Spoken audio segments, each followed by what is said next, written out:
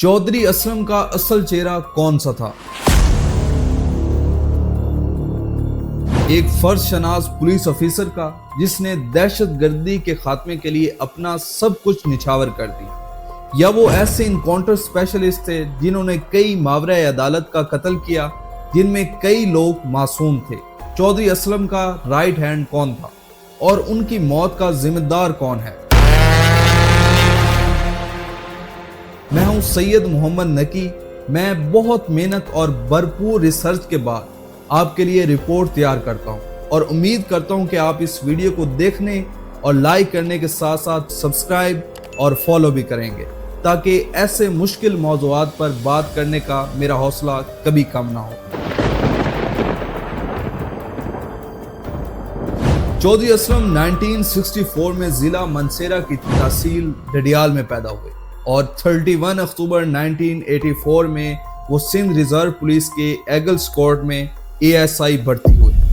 कुछ ही अरसे के बाद वो कराची की रेगुलर पुलिस फोर्स का हिस्सा बन गए। चौधरी असलम हीरो थे या विलन, ये फैसला तो आप रिपोर्ट देखने के बाद करेंगे, मगर मैं एक बात जरूर जानता हूं कि वो जात पात खानदान के लिहाज से चौधरी तो हरगिज नहीं थे। कराची ऑपरेशन के मारूफ किरदार चौधरी असलम वो मशहूर तो इसी नाम से थे, लेकिन उनका असल नाम मोहम्मद असलम खान था। उनका आबाई इलाका हजारा था और हजारा में तो कोई चौधरी नहीं होते और वो जात के भी चौधरी नहीं थे, तो आखिर उनके नाम के साथ चौधरी क्यों लगाया जाता था?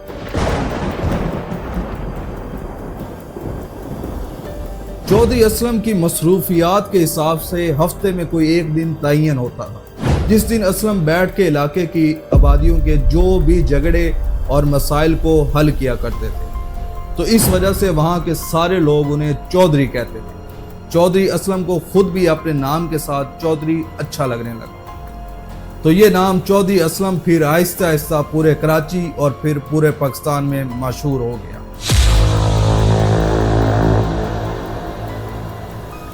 चौधरी असलम को आपने मीडिया पर हमेशा दबंग अल्फाज में ललकारते देखा होगा, मगर शायद आप ये बात नहीं जानते कि हमेशा सफेद शलवार कमीज में मलबूस और हाथ में पिस्टल थामे छाती तान कर चलने वाले शख्स के सीने में एक दिल भी धड़कता था।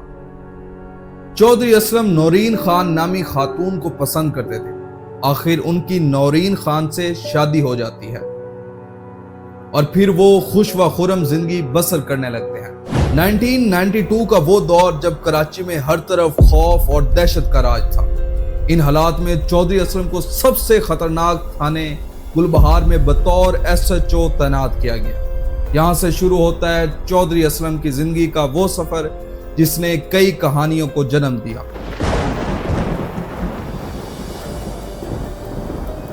हैरत की बात यह है कि चौधरी असलम से मुतल्लिक उनके करीब और दूर रहने वाले लोगों की राय एक जैसी नहीं।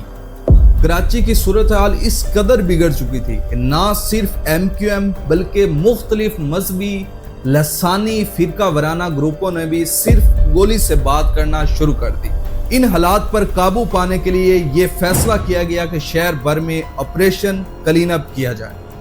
इस ऑपरेशन के नताइज तो किसी हद तक बेहतर रहे, मगर इस ख्याल ने भी जन्म लिया कि ये ऑपरेशन सिर्फ एक मखसूस जमात के खात्मे के लिए किया गया है और इसके लिए चौधरी असलम जैसे किरदारों को खास तौर पर चुना गया है। तब सैकड़ों पुलिस मुकाबले होते हैं जिनमें इंतहाई मशकूक और मुतनाज़ा मुकाबले भी शामिल होते हैं। 100 से जायद मुकाबले तो सिर्फ चौधरी असलम ने किए।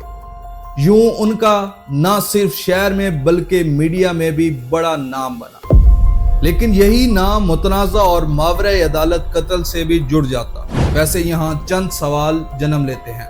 क्या असलम चौधरी की इंटेलिजेंस इतनी स्ट्रांग थी जो हर मुलजिम या मुजरिम उनकी रडार पर आसानी से आ जाता था?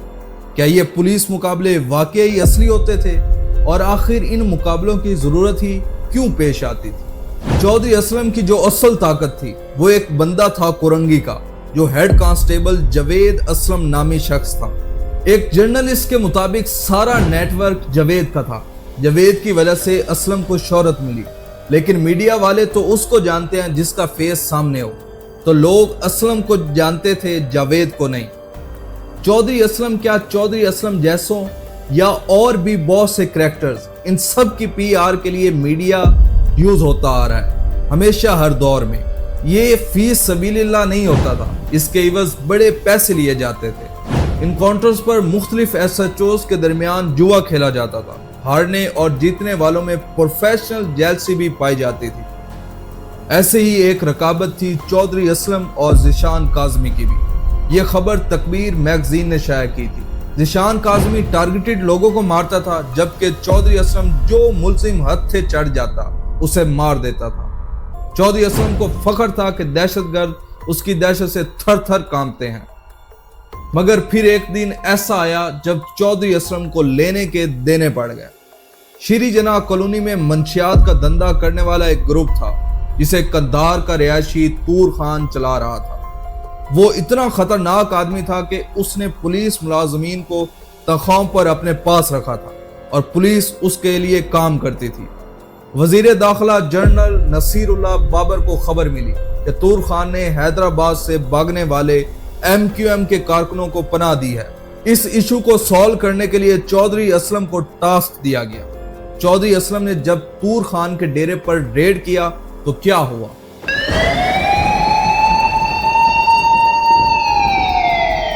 चौधरी असलम ने जब अपनी पुलिस फोर्स के साथ वहां पहुंचे तो तूर खान ने जबरदस्त मुकाबला किया और पुलिस पार्टी को भागना पड़ा।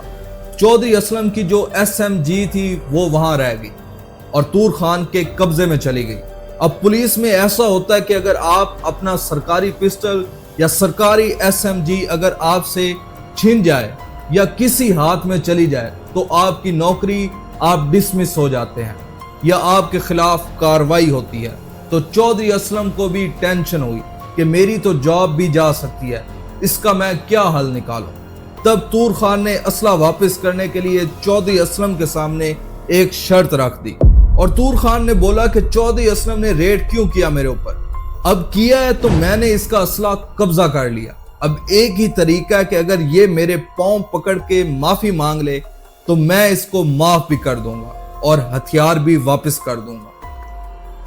इस तरीके से चौधरी असलम को माफी मांगनी पड़ी और जो SMG थी वो तूर खान ने चौधरी असलम को वापस कर दी। अब ये जब मामला हुआ तो तूर खान, क्योंकि बहुत बड़ा टारगेट था, किसी से पूरा नहीं हो रहा था, तो ये टास्क इंस्पेक्टर ज़ीशान काज़मी को मिला। ज़ीशान काज़मी टैलेंटेड और तेज आदमी था। इसने देखा कि तूर खान तक कंट्रोल करना आसान नहीं है। तूर खान किसी के कब्जे में नहीं आता। उस जमाने में ऐसे हुआ कि तूर का जो बॉडीगार्ड था वो पुलिस का ASI था। ज़ीशान काज़मी ने ASI नईम से राब्ता किया और उससे कहा कि मैं रेड करना चाहता हूं, तुम्हारा सिर्फ इतना काम होगा कि तुम तूर को गोली मार दो। अगर तुम तूर को मार दोगे तो बॉडी मैं कब्जे में ले लूंगा, मैं अपने ऊपर लूंगा और तुम्हें इतने लाख रुपए इनाम भी मिलेगा, तुम्हारी पुलिस की नौकरी भी बहाल हो जाएगी। नईम राजी हो गया। ज़ीशान ने जब मुआसरा किया तो मुकाबला सख्त हुआ, लेकिन जब ASI नईम ने तूर को गोली मार दी तो जब मेन लीडर ही मर गया तो कौन लोग लड़ते हैं। तूर खान के सारे साथी फरार हो गए। ज़ीशान ने कंट्रोल कर लिया और उसकी मंशियात सारी चीजें कब्जा कर ली, मगर सबसे पहले ज़ीशान ने ASI नईम को ही गोली मार दी तो ज़ीशान की बहुत बड़ी शोहरत हो गई। वाह वाह हो गई पूरे पाकिस्तान में कि तूर खान जैसे ग्रुप को ज़ीशान ने कंट्रोल किया। चौधरी असलम परेशान थे कि यह स्टोरी अखबार में शाया होने के बाद उनकी इज्जत पर हर्फ आ जाएगा। सीनियर जर्नलिस्ट नूरुल आरिफीन कहते हैं कि मैं जब किसी का इंटरव्यू करता था तो मेरे सवालात का जवाब देना हर किसी के बस की बात नहीं होती थी। यही वजह थी कि असलम चौधरी मेरा सामना नहीं करते थे। बिला आखिर नूरुल आरिफीन ने यह इंटरव्यू किया और कैसे किया, जरा सुनिए।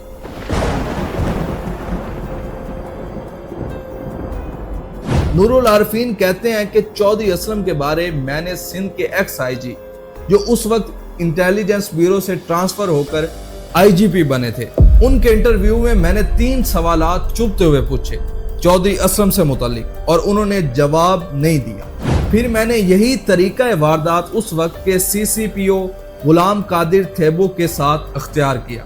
उन्होंने भी सकीब किया वो कैसे जवाब दे देते चौधरी असलम के मुतालिक। اس کے بعد نور العارفین کہتے ہیں کہ مجھے چودھری اسلم کی کال آتی ہے کہ یار تم ادھر ادھر جا کر کیا گفتگو کر رہے ہو میرے بارے میں، خود مجھ سے آ کر بات کیوں نہیں کرتے۔ سینئر جرنلسٹ نور العارفین کہتے ہیں کہ میں نے کہا بسم اللہ، مطلب جب گدڑ کی موت آتی ہے تو شیر کی طرف بھاگتا ہے۔ نور العارفین کہتے ہیں کہ اس کے بعد میں نے گڈھا کھودا اور اس میں چودھری اسلم کو لے کے اتر گیا۔ نور العارفین کہتے ہیں کہ چودھری اسلم کو اگر یہ پتا ہوتا کہ میں ان کے اس انٹرویو میں ان کے ساتھ یہ سب کچھ کروں گا تو وہ کبھی انٹرویو نہ دیتے۔ یہ ایک الگ کہانی ہے کہ اس انٹرویو کے بعد نور العارفین کے ساتھ کیا ہوا۔ نور العارفین کہتے ہیں کہ اس انٹرویو کی وضاحت میں یہ کہہ سکتا ہوں اگر وہ انٹرویو پلانٹڈ ہوتا تو اس انٹرویو کے بعد آج ٹی وی پہ جہاں اس وقت میں کام کرتا تھا وہاں گولیاں نہیں چلتی۔ نور العارفین کہتے ہیں کہ اس انٹرویو کے بعد مجھے میسنجر کا میسج نہ آیا ہوتا کہ فلاں نمبر سے چودھری اسلم کو کال کرو۔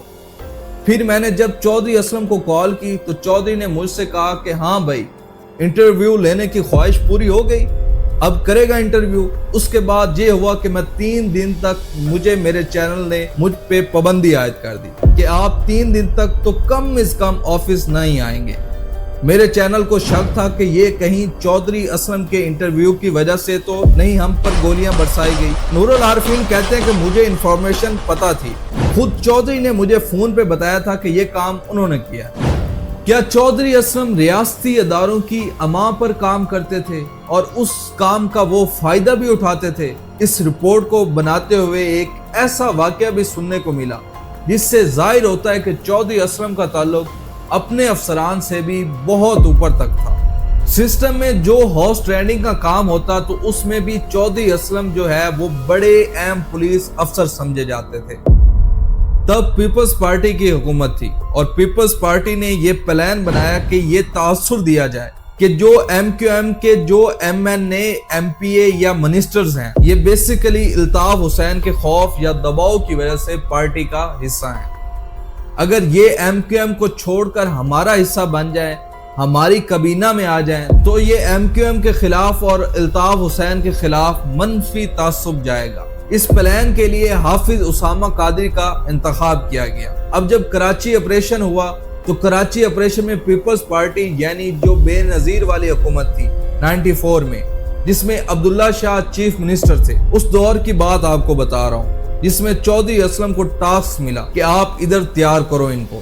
جب اسامہ قادری کو چودھری اسلم لے کے آیا تو اسلم چودھری نے اسامہ قادری کو ٹارچر کیا تو وہ تب بھی راضی نہیں ہوئے۔ اس کے بعد انہوں نے بڑی عجیب حرکت کی، انہوں نے اسامہ قادری کو الف ننگا کر دیا اور تھانے کے گیٹ سے باندھ دیا۔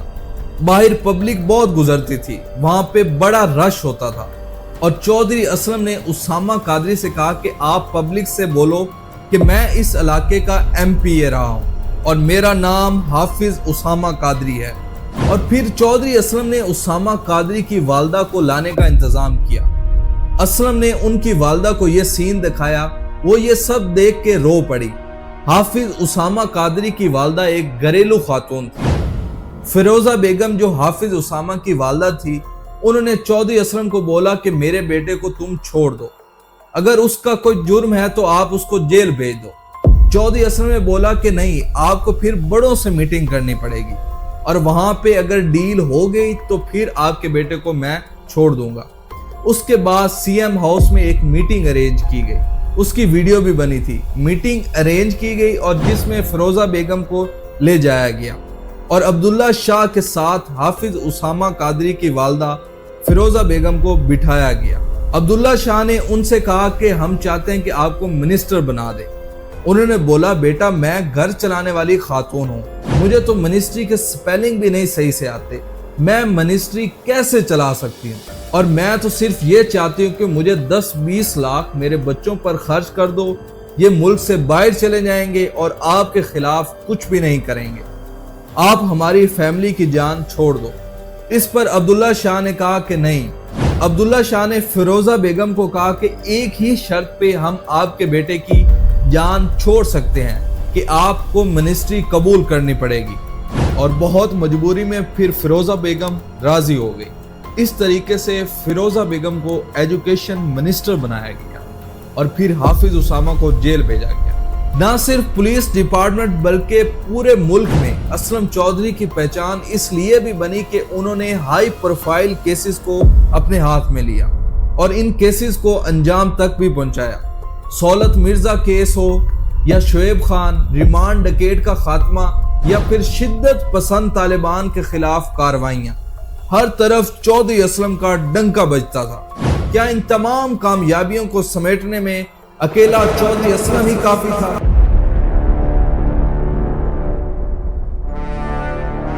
یہاں سے شروع ہوتا ہے چودھری اسلم کا دوسرا دور، جب جنرل پرویز مشرف اپنا اقتدار سنبھالتے ہیں۔ ریاست کی توجہ اب ایم کیو ایم پر نہیں ہے اور اس مرتبہ چودھری اسلم کو دوسرا شکار پکڑنے کے لیے تیار کیا جاتا ہے۔ اتنی عجیب بات ہے کہ اب چودھری اسلم کی بندوق ایم کیو ایم کی طرف نہیں بلکہ ایم کیو ایم کے مخالفین کی طرف ہے۔ اس دور میں لیاری کا ریمانڈ ڈکیٹ اور Shoaib Khan M Q M کے شدید دشمن سمجھے جاتے تھے۔ شعیب خان کا تعلق تو داؤد ابراہیم سے جا ملتا ہے۔ جیسا کہ آپ جانتے ہیں کہ داؤد ابراہیم 12 مارچ 1993 کو انڈیا کے شہر ممبئی میں ہونے والے بم دھماکوں میں ملزم ٹھہرایا جاتا ہے اور وہ انڈیا کا سب سے مطلوب ملزم بھی تھا۔ شعیب خان کئی مقدمات میں مطلوب تھا اور اس پر الزام تھا کہ اس نے 27 دسمبر 1996 کو ایم کیو ایم کے 2 کارکنوں ادریس پریڈی اور محمد اکبر کو قتل کیا تھا۔ اس نامی گرامی ملزم کو چودھری اسلم نے لاہور سے گرفتار کیا۔ لیاری آپریشن نیوز چینل پر ایسے دکھایا جاتا تھا جیسے کسی ایکشن فلم کا ٹریلر۔ آپ کو وہ سین تو یاد ہوگا جب چودھری اسلم لیاری میں بغیر بلٹ پروف جیکٹ کے آپریشن کنٹرول کرتے نظر آتے تھے۔ چودھری اسلم جب لیاری ٹاسک فورس کے سربراہ تھے تب ایک انفارمیشن کے بعد گڈاب کی حدود میں ایک انکاؤنٹر ہوتا ہے جس میں ٹارگٹ ہوتا ہے معشوق بروئی، جو قتل، اقدام قتل، اغوا اور دیگر سنگین جرائم میں ملوث تھا۔ مگر افسوس اس بار مرنے والا شخص معشوق بروئی نہیں تھا، وہ تو معصوم رسول بخش تھا۔ اس طرح سے معشوق بروئی کیس کی تحقیقات شروع ہو جاتی ہیں۔ معشوق بروئی کیس میں اسلم چودھری 18 ماہ جیل میں رہے، مگر سپریم کورٹ نے عدالتی کارروائی کے بعد اسلم چودھری اور ان کے ساتھیوں کو بے گناہ قرار دے دیا اور انہیں باعزت بری بھی کر دیا گیا۔ اس طرح چودھری اسلم اپنے عہدے پر دوبارہ بحال ہو گئے۔ آخر معشوق بروئی کیس میں قصوروار کون تھا؟ 9 اگست 2009 میں بدنام زمانہ گینگسٹر ریمانڈ ڈکیٹ پولیس مقابلے میں چودھری اسلم کے ہاتھوں مارا گیا، مگر لیاری کے لوگ اور کئی سینئر صحافیوں کا دعویٰ ہے کہ رحمان کو بارڈر پار ہی مار دیا گیا تھا اور اس کے بعد رحمان کو کراچی لایا گیا تھا اور پھر اس طرح اس کی لاش کو چودھری اسلم کے حوالے کر دیا گیا۔ رحمان ڈکیٹ کے مرنے کے بعد چودھری اسلم کو سی آئی ڈی میں تعینات کر دیا گیا۔ یہاں چودھری اسلم نے شدت پسندوں، مذہبی اور فرقہ وارانہ دہشت گردوں اور طالبان انتہا پسندوں کے خلاف کارروائی شروع کی۔ چودھری اسلم لشکر جنگوی اور مذہب یا فرقے کے نام پر دہشت گردی کرنے والے عناصر کے ساتھ ٹکر لینے لگے۔ یہی وجہ تھی کہ 11 نومبر 2010 کو سیول لائنز میں سی آئی ڈی کے دفتر پر بارود بھری گاڑی نے ٹکر مار دی۔ نتیجے میں 20 لوگ مارے گئے۔ اس حملے کی ذمہ داری طالبان اور لشکر جنگوی نے قبول کی۔ چودھری اسلم خوش قسمتی سے اس واقعہ میں بچ گیا۔ 19 ستمبر 2011 کو ڈیفنس میں چودھری اسلم کے گھر پر حملہ ہوتا ہے، جس کی وجہ سے گھر تو تقریباً تباہ ہو جاتا ہے، مگر یہاں بھی قسمت کے دھنی چودھری اسلم اور ان کے بچے بچ جاتے ہیں۔ اس حملے میں دہشت گردوں سمیت 8 افراد ہلاک ہوئے، جس میں 6 گھر پر تعینات پولیس اہلکار، ایک راہگیر خاتون اور اس کا بیٹا تھا۔ عسکریت پسند تنظیم طالبان نے اس حملے کی نہ صرف ذمہ داری قبول کی بلکہ طالبان کے ترجمان حسان اللہ حسان نے یہ دعویٰ کیا کہ آئندہ بھی مزید پولیس حکام دھماکوں کا نشانہ بنیں گے۔ 9 جنوری 2014 کا دن تھا۔ چودھری اسلم نے نادرن بائی پاس پر منگو پیر کے علاقے میں ایک پولیس مقابلے میں حصہ لیا۔ واقعے کی پریس کانفرنس میڈیا پر نشر کی جاتی ہے، مگر کسی کو معلوم نہیں تھا کہ یہی دن چودھری اسلم کی زندگی کا آخری دن بھی ہے۔ چودھری اسلم شام 4:40 پر عیسیٰ نگری سے لیاری ایکسپریس پر جیسے ہی چڑھتے ہیں ان کی گاڑی کو بم دھماکے سے اڑا دیا جاتا ہے۔ شدید تھریٹس کی وجہ سے چودھری اسلم بم پروف گاڑی میں سفر کرتے تھے، مگر موت کے دن وہ گاڑی مرمت کے لیے گئی ہوئی تھی۔ مبینہ خودکش حملہ آور کی شناخت نعیم اللہ صدیقی کے نام سے ہوئی اور اس حملے کی ذمہ داری طالبان کے ترجمان شاہد اللہ شہید اپنے سر لیتے ہیں۔ حیرت کی بات ہے کہ ایک طرف تحریک طالبان پاکستان ان کے قتل کی ذمہ داری قبول کرتی ہے تو دوسری طرف پاکستان کی قید میں موجود انڈین جاسوس کلبھوشن یادو کہتا ہے کہ چودھری اسلم کے قتل میں راہ ملوث تھی۔ یوں کراچی پولیس کے بڑے افسروں میں سے ایک اور کی کہانی ختم ہو جاتی ہے۔ چودھری اسلم کا نام لیاری گینگ وار میں بھی بہت آتا ہے۔ اس میں کوئی شبہ نہیں کہ چودھری اسلم ایک بہادر پولیس افیسر تھے، لیکن دنیا انہیں کس طرح یاد کرے گی؟ ایک ہیرو کی حیثیت سے جس نے دہشت گردوں میں خوف پیدا کیا، یا ایک ویلن کے طور پر جس کے دامن پر کئی معصوم لوگوں کا بھی خون آتا ہے؟ اس ڈاکومنٹری کو دیکھنے کے بعد آپ کی کیا رائے ہے؟ کمنٹس میں ضرور بتائیے گا۔ اللہ ہمارے ملک پاکستان، ہماری افواج، ہماری عوام کی خدا حفاظت فرمائے۔ میں بندہ خدا کو اجازت دیں، ملتے ہیں آپ کو نیکسٹ ویڈیو میں، تب تک اپنا خیال رکھیں۔ اللہ نگہبان۔